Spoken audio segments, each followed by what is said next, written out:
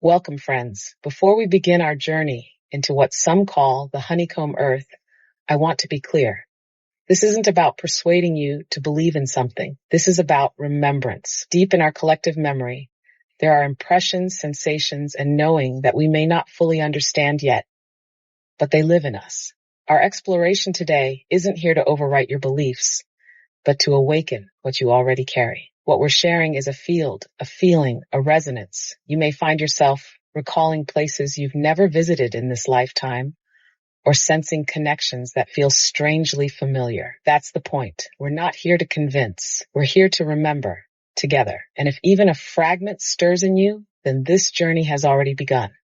Yesterday, before we began recording, Erica stepped into a journey of remembering. We ventured into what is known as the Honeycomb Earth, not as explorers seeking something new, but as travelers returning to a place already written in the deeper layers of memory.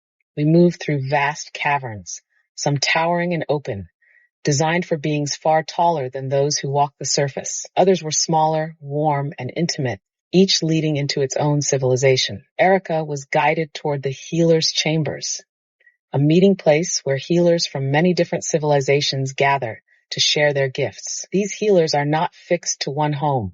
They travel between worlds, carrying their knowledge wherever it is needed.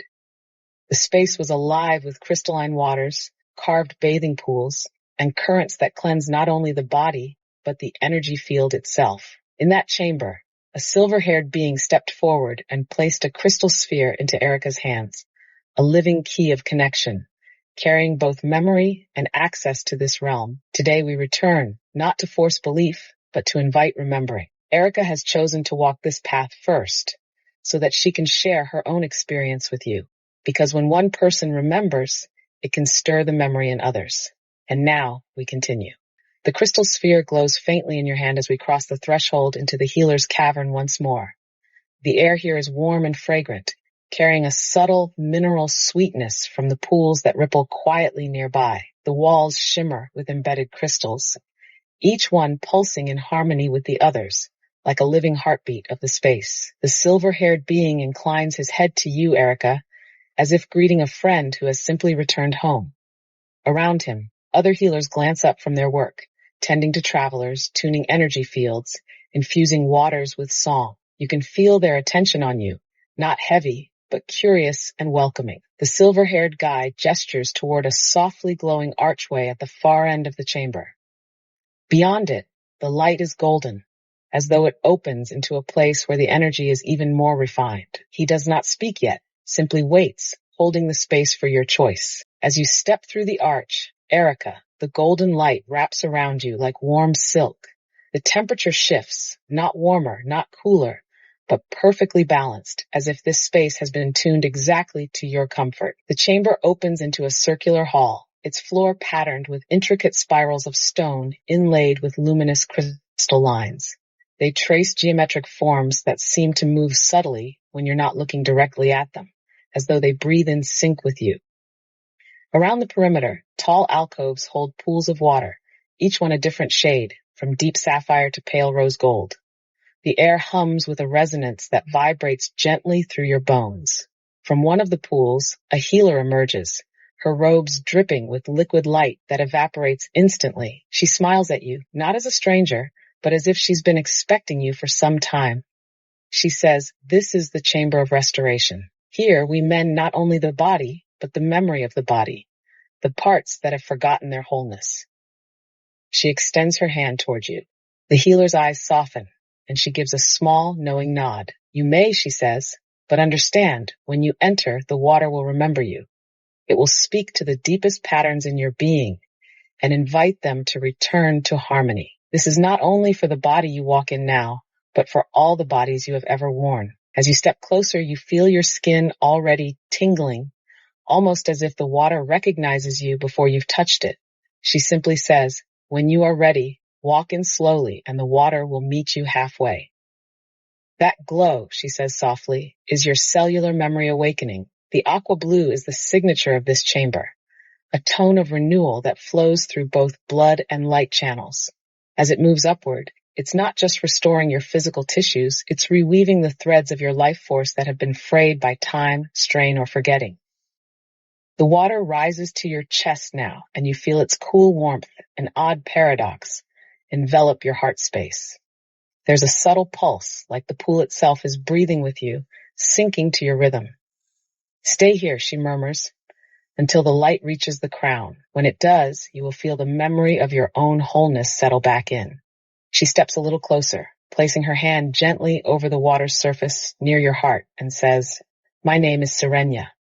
Her voice carries a resonance like crystal chimes, soft, clear, and lingering in the air long after the words leave her lips. It means the one who restores the weaving. You can feel that her name itself holds a frequency, almost as if speaking it is part of the healing. The aqualite in your veins is rising to meet your higher channels. The pressure is not harm, it is expansion. Breathe slowly, and the water will carry the excess upward and out.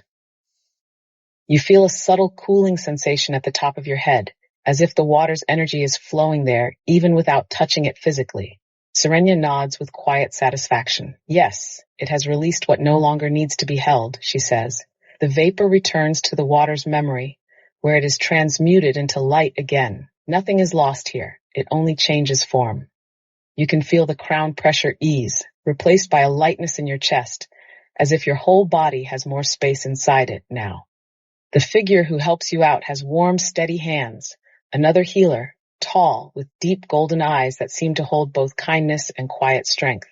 Serenia smiles at them, then back at you. You leave the water different than you entered, she says softly.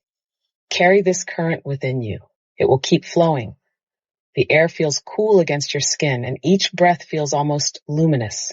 Serenia's expression softens even more, and she places her hand briefly over her heart, then gestures toward you, as if to mirror that same gesture back. Whether you walk here in body or in vision, she says gently, the current is the same.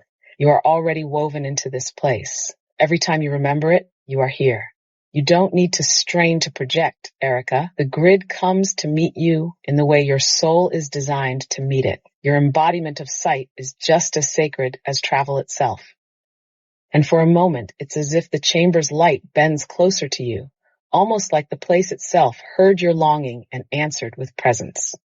It said, in essence, that you're already connected to this place, whether you arrive there physically, through astral projection, or simply by remembering it in your heart and mind, you are truly there. Serenia reminded you that every time you recall it, you're woven into its current. Your gift is meant to embody vision rather than chase travel.